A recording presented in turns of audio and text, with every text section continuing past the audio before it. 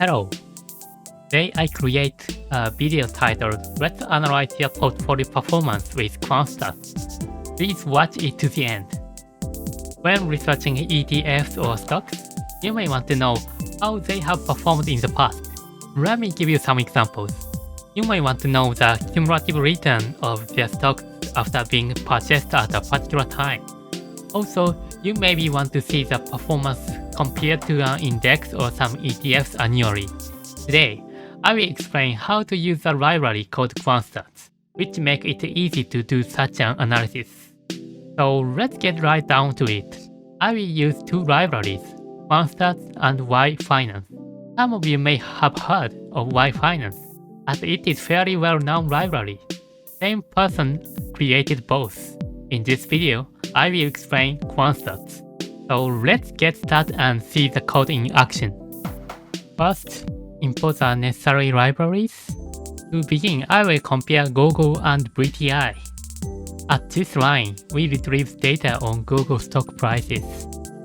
The ticker symbol is used to get the stock price data, and the period option specifies the length of the period to get the data. In this case, 2Y means 2 years.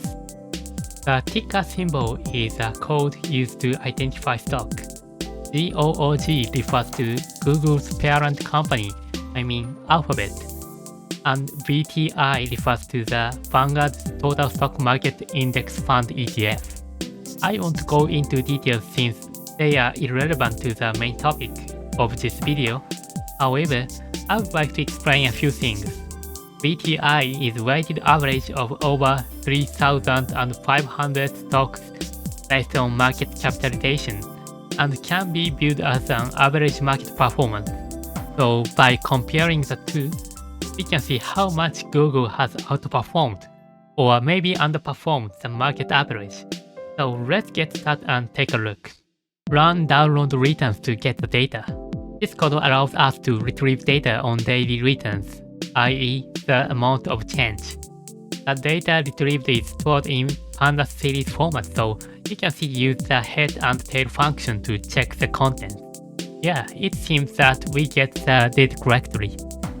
So before I move on, I would like to see how this data is actually calculated.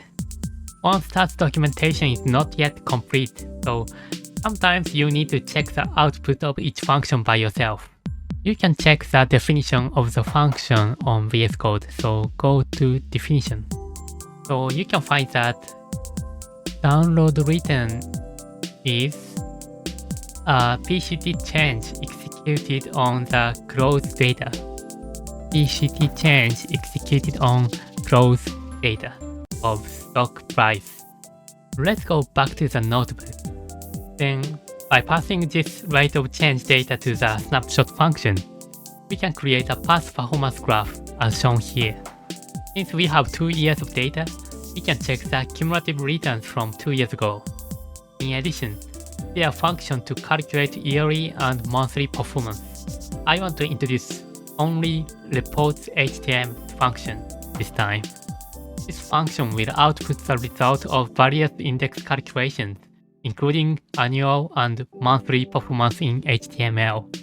Let's look at the contents of the output HTML file. In this case, the strategy refers to Google and benchmark is VTI. Now I can see a graph of cumulative returns and year-by-year returns and the distribution of monthly returns. Sometimes it might be interesting to look at the monthly returns.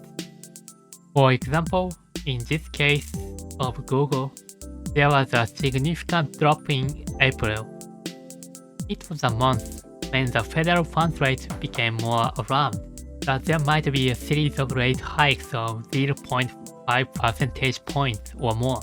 And it was a month when stocks, especially high-tech stocks, fell sharply.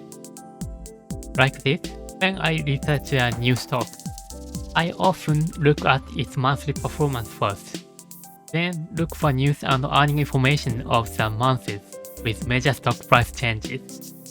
So this is the basic usage of Quanstats.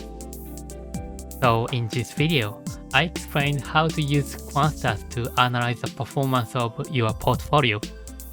That's all for today's video. Thank you for watching to the end. I hope you have a nice day. Bye.